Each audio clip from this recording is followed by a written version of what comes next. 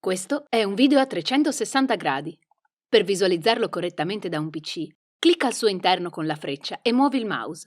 Oppure usa i tasti A, W, S, D. Se invece usi lo smartphone, muovilo in tutte le direzioni. Buona visione!